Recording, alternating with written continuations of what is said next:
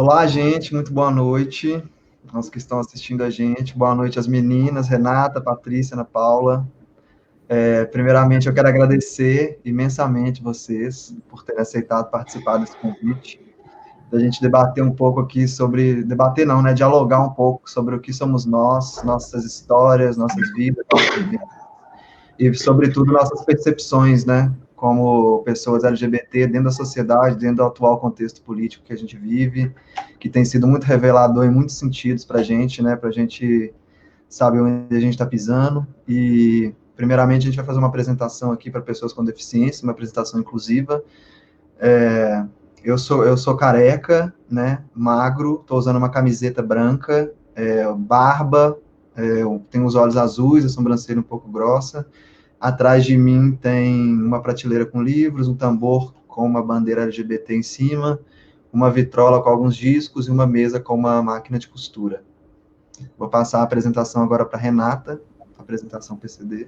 Depois você fala de você, Renata, fala essa apresentação primeiro, só visual. Tá. Eu sou Renata, tenho cabelo castanho, sou gordinha. Atrás de mim tem uma prateleira maravilhosa, lotada de livros. Meu atabaque e o AB feito pelo Breno Miranda. Agora a Ana Paula vai falar para a gente. Deixa eu tirar o microfone. Vai lá, Aninha. Bom, eu sou Ana Paula, estou aqui no meu espaço, meu quarto. Fisicamente, o Breno me descreve como uma cabocla.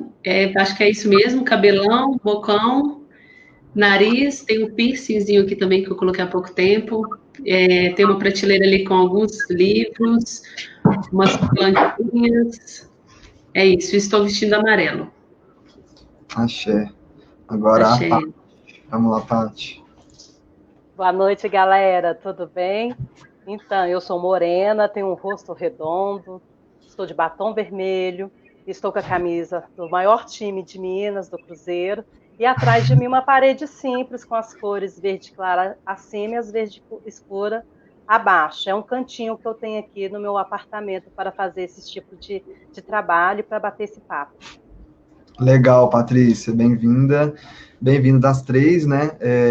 Então, gente, no ensejo das outras lives, assim, a gente está fazendo um esquema meio que um bate-papo mesmo, né? Cada um contando um pouco da sua vivência, até como você se identifica, né? Qual é a sua orientação sexual, seu gênero, né? A gente esteve recebendo pessoas trans aqui também. E é isso, né? Fala um pouco de vocês, como que foi essa transição, o momento que você se assumiu também na vida, né? Como que foi que isso aconteceu, quantos anos você tinha e como que tá isso hoje. Aí na ordem da minha tela aqui, a Renatinha pode ser a primeira. Fala pra ela. Eu? Uhum. Então, peraí, fica tudo ler para mim, por favor. Nossa, o áudio deu aquele de novo, você acredita? Então começa com a Ana.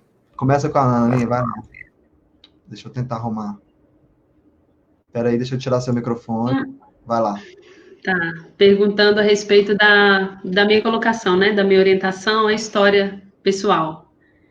Bom, eu me entendo como lésbica, assim, internamente falando, de sentimento, pensamento, desde muito nova, assim, desde criança, que é ali onde as sensações, né, os instintos, eles vão aflorando, então, assim, desde novinha mesmo, eu já entendi que o afeto era direcionado ao gênero feminino, assim. Acho que na infância tive um ou dois rapazinhos, assim, que me chamaram a atenção, mas de modo geral eram as meninas.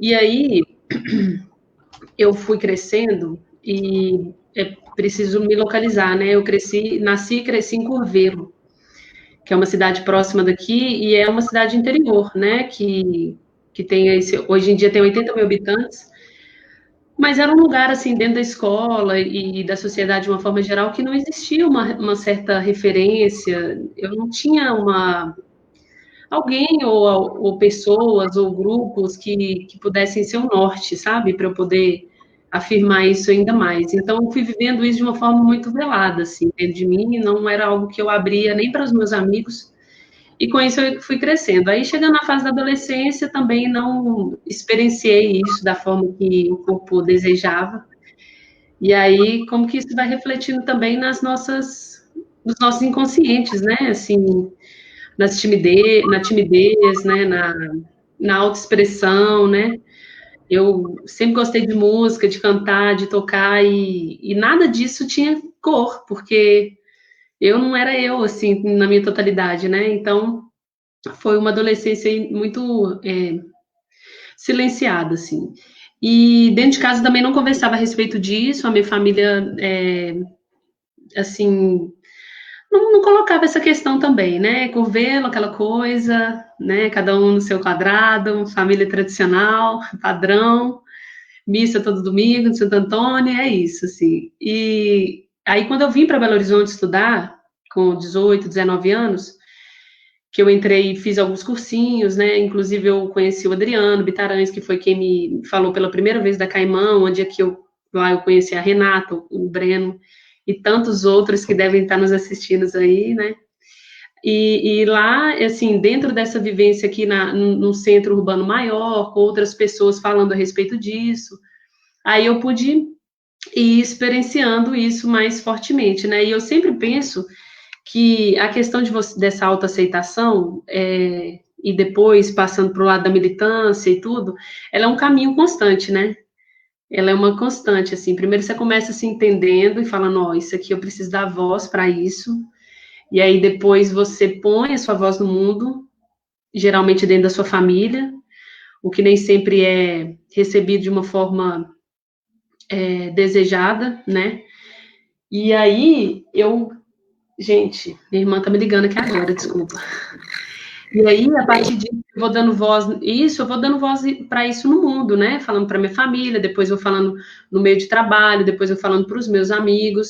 E aí, eu sinto que quando eu coloquei a voz no mundo, foi aí que o mundo também me reconheceu e me deu uma família linda, que veio o Maracatu, né? Que aí chegou cor, assim, até onde eu não esperava que ia chegar, chegou mesmo, colorindo os meus caminhos. Então, a minha vivência está sendo nesse lugar, assim. E agora eu sinto que já virei a esquina ali da minha afirmação dentro da minha família, assim. Isso já é algo que já está colocado mesmo e está tudo no seu lugar. Agora é vivenciar e militar isso. Eu acho que o meu lugar está mais ou menos nesse sentido, assim, dentro da atuação profissional, continuar dando voz, né, gente? A gente não para de reverberar quem a gente é no mundo, né? E nem deve acontecer o contrário. Então, minha postura está sendo aí, está acontecendo. Uhum. E tem quanto tempo mesmo que sua família sabe? Porque geralmente a gente se assume pra gente antes, começa a viver uma vida mais livre, né? Se permitia mais coisas que a gente nos permitia. Essa é a nossa descoberta. Chega um ponto que fica difícil de você segurar isso só para você e você leva para a família, né? Porque os amigos geralmente já sabem.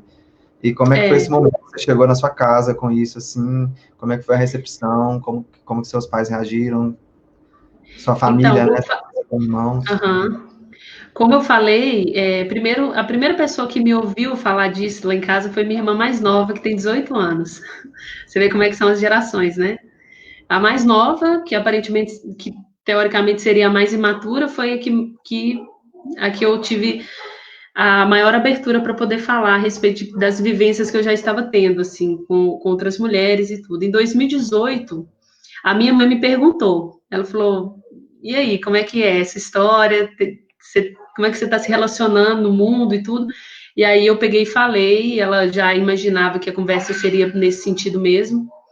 E aí foi. Aí com o meu pai, deixa eu fechar aqui, gente, acho que eu estou com o WhatsApp aberto, deixa eu fechar, pronto. E com meu pai foi que eu consegui alinhar mesmo a nossa conversa, foi esse ano, inclusive dentro da quarentena, porque a nossa conversa era muito assim, lá e cá, e voltava, sabe? Eu colocava uma parte para ele, mas eu sentia que ainda não estava tudo ouvido, eu não estava sendo ouvida na forma integral, então precisei dessas revisões, assim, de ir e voltar até colocar um ponto mesmo, uma chave, de enlaçar mesmo a história, né? Então, assim, super recente, estou falando de 2018, nós estamos em 2020. Então, eu tô com 27 anos, foi ali para os 25 que eu comecei a falar mesmo. Uhum. A gente é muito parecido, né, amiga? Até nisso. Até sair do armário, a gente saiu mais ou menos na mesma idade, que eu também foi mais ou menos com 25. São vivências muito próximas, né? E é Então, interessante como que cada um, né, tem a sua forma de expressar isso e os seus privilégios dentro da sua casa, né? O que outros não têm, esse acesso, essa escuta, os amigos, o local, porque eu tive que vir para fora, né? Vim para um centro urbano maior para poder viver isso. Quer dizer, se eu tivesse continuado em Curvelo, será que eu teria me aceitado da mesma forma? Não Exatamente. sei, porque referência foi começar até agora, assim, a partir de 2005, 2010, que as pessoas começaram a falar mais disso por causa da internet. Também, muito. Ótima colocação. Ontem até eu comentei isso também, que eu tive esse privilégio de poder fazer um intercâmbio cultural, né? Eu morei na Inglaterra durante pouco mais de um ano e foi uma experiência muito engrandecedora nesse sentido, né? Porque é como se você saísse e enxergasse de cima tudo aquilo que você está vivendo. E aí eu consegui perceber, né, que eu estava só vivendo vítima de perspectivas ali e de expectativas sobre minha vida que talvez não eram minhas, né? Aliás, que não eram minhas de fato. E é isso, né? É o resgate da identidade, né? O resgate da sua personalidade como pessoa gay. E ele é grande, não é rapidinho, não. A Patrícia está aqui agora, alterou a tela. Vamos ver. Daqui a pouco a gente olha o microfone da Renatinha, como que tá, se melhorou. Vamos lá, Patrícia, fala pra gente um pouco aí da sua vivência também, com quantos anos que você conseguiu... outra coisa que eu achei interessante, que a gente estava falando sobre isso um pouco mais cedo, eu e a Ana Paula. Aqui na sua descrição você colocou mulher homorromântica, né? Eu queria saber como que o que você entende disso e o que você espera que as pessoas entendam disso, né? Principalmente. Fala pra gente um pouco. Então, Breno e Ana e Renatinha, e quem está nos assistindo agora. A minha história, assim, é muito... eu acho que é muito dona de mim mesmo, sabe? Eu tenho um gênero, assim, que eu sou inquieta, eu me incomodo com aquilo que eu não consigo entender. E me irrita quando alguém não consegue também me dar as explicações. Enfim, eu sou de uma família grande, eu não posso dizer se eu sou privilegiada, se eu posso dizer isso, mas acho que sim. Eu sou de uma família gay. Eu tenho tios, primos, eu tenho uma parentada toda gay. Tem uns que ainda nem saíram do armário. Então, isso, assim, não foi estranho para mim, porque eu convivia com isso. Mas, para mim, Patrícia, enquanto eu, foi porque eu não sabia definir quais eram os sentimentos que estavam ali, embutidos em mim. E aí, como eu sou também de uma família muito evangélica, né? E tem aquele tema, naquele discurso do que é o certo, que é o errado, que é o normal, né? E questão de obediência, eu fui obedecendo isso até me tornar uma pessoa dona da minha própria vida. Então, para isso, eu me fechei. Eu fui estudar, fui ser independente, eu fui ter uma profissão. E aí, quando eu tive isso tudo, quando eu formei, eu já estava com o meu trabalho, né? Aí me caiu uma pergunta, e aí? Quem que eu sou? De quem que eu gosto? Porque, por incrível que pareça, meu primeiro beijo foi dado aos 18 anos. E eu dei um beijo num menino, porque não era porque eu queria, eu me sentia atraída. Pressão de colegas. Com 18 anos, você não tinha beijado um menino, uma menina, né? E assim, naquela adolescência, aquelas festinhas de ensino médio, né? Aí tá todo mundo ali com um, e aí sobra você, o que você vai fazer? Acabei me cedendo a essa pressão e, menina, fiquei uma semana sem ir na escola de vergonha, pra você ter ideia. Então, que dali ficou tudo assim na minha cabeça, sabe? Por mais que eu falo que eu tenho uma família gay, mas eu não tive na minha família alguém que fosse meu ouvinte, né? Então, eu fui procurar psicólogo. Não tive jeito, fui procurar psicólogo, fui conversar com uma psicóloga, e eu conto essa história, tem umas amigas que aqui até ri. Depois de 3 meses de terapia, a psicóloga virou para mim e diz: tem 2 bolos à sua frente, chocolate e laranja, você tem que se permitir experimentar os 2. Então eu fui sair, experimentei os 2. Gostei mais da laranja, se posso dizer que o lado feminino é o mais da laranja. Mas mesmo assim, eu ainda tentei, sabe, envolver afetivamente com o gênero masculino. E aí eu não consegui. Por mais que a minha relação sexual se deu mais com os meninos, afetivamente com os meninos não pegou. É por isso que eu me declaro uma mulher homorromântica, porque eu me relaciono com o meu do mesmo gênero, né? Pelo sentimento, pelo amor, né? E aí a minha relação era mais profunda e é mais sincera e é mais honesta. Porque sexo por sexo, meninos ou meninas me agradam, mas o sentimento, o relacionamento, o romantismo, eu me identifico mais com as meninas. E aí eu já tive 2 relacionamentos, um de 6 anos e esse que eu estou hoje há 11 anos. E quando eu consegui, lá atrás, dizer isso para os meus pais, eu não tive insegurança nenhuma. Até mesmo porque a minha família, como eu vou várias vezes nessa fala repetir, é uma família que já tem, né? Eu tenho tios e primos e tudo. Mas se deu no momento que eu não queria. Eu queria realmente definir, me identificar para depois contar para os meus pais. Mas como eu acabei me envolvendo no relacionamento que eu não sabia que a outra pessoa tinha... gente, desculpa aqui, me ligaram aqui. Eu acabei me envolvendo com um relacionamento que eu não sabia que a pessoa tinha um outro relacionamento, e aí, por pressão, né, por uma chantagem, ela ligou lá para casa, vou contar para seus pais que você está saindo com a mulher, está saindo com a minha mulher, que não sei o que, assim, pode ficar calminha, que isso eu mesmo faço o papel. Então, reuni a família, contei o que estava acontecendo, e eu lembro que eu virei para meus pais e para os meus irmãos e disse, vocês vão me aceitar? Se vocês também não me aceitar, não tem problema não, daqui eu já embarco para a minha vida, que eu sou muito decidida. Eu demoro a tomar uma decisão, e quando eu tomo é aquela mesmo. Aí eu lembro a fala dos meus irmãos, do Petro e do Pablo especificamente, que dê para você lá na rua, dá para mim, que você é minha irmã. Minha mãe chorou, e disse que tinha uma esperança de me ver casar. Eu disse, mas quem sabe um dia a gente ainda se casa, não sei. Eu tô falando de hoje, o agora é isso. O amanhã só Deus pertence. Bom, já passou 23 anos e eu nunca casei do jeito que ela sonhou. Mas é assim, eu sou muito bem com a minha relação, eu sou muito bem comigo mesmo, até mesmo porque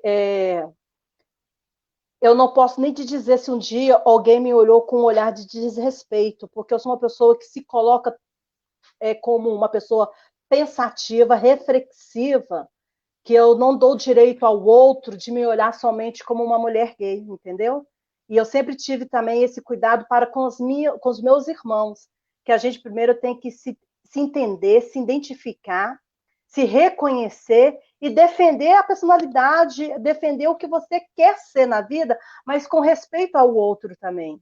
E com educação também ao outro, porque o outro ele tem que te respeitar, mas talvez aceitar seja difícil para ele. Mas o respeito, eu digo que não tem como escapar disso, né? O respeito, ele é obrigatório a todos, por mais que a gente vive numa sociedade machista, uma sociedade muito preconceituosa, muito violenta, né, para aceitar a diferença do outro, mas quando a gente começa a nos aceitar e nos dar o respeito, eu acho que para o outro isso fica mais até, não sei, suave. Para mim, a vida foi assim. E deixa eu te perguntar uma outra coisa. Eu vi que você é mãe de 3 filhos, não é isso? De coração, mãe de 3 e de 3 netos. E vó de 3 netos. E esses filhos, eles são todos do segundo casamento, desse segundo relacionamento, desse segundo casamento. Conta pra gente como né? São os vários formatos da família brasileira, né? As pessoas, às vezes, jogam pedra porque um casais, né? Olha pra você ver o que o Tami sofreu aí atualmente com a campanha da Natura, né? Aquele tanto de ataques.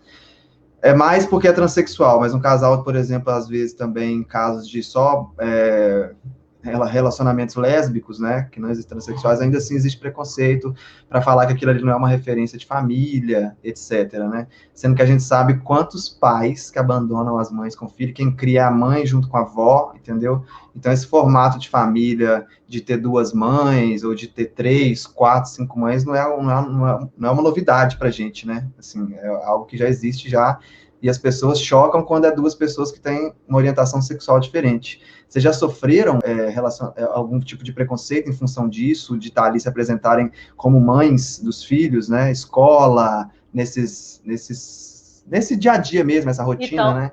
Que a gente tem. Breno, como eu sou de Ribeirão das Neves mesmo, né? Apesar de vir da Serra com 1 ano, meus pais moram aqui desde 79, então, assim, os meus espaços eu conquistei com respeito, né? E quando se deu o momento de eu conhecer a minha companheira Vanusa, que era de Belo Horizonte, veio morar em Neves comigo, esses espaços já estavam me reconhecendo e me respeitando. Então, quando nós chegamos para a escola para matricular os meninos, de boa, a escola teve uma aceitação muito grande, até mesmo porque foi na mesma escola que eu formei o ensino fundamental, né? Então, a gente acaba sendo uma família de referência para o bairro, né? E para os meninos foi super bacana. Eu acho que nosso casamento se deu até por causa dos meninos. Para você ter uma ideia, eu vou contar rapidinho só como nós nos conhecemos. Eu conheci ela no dia,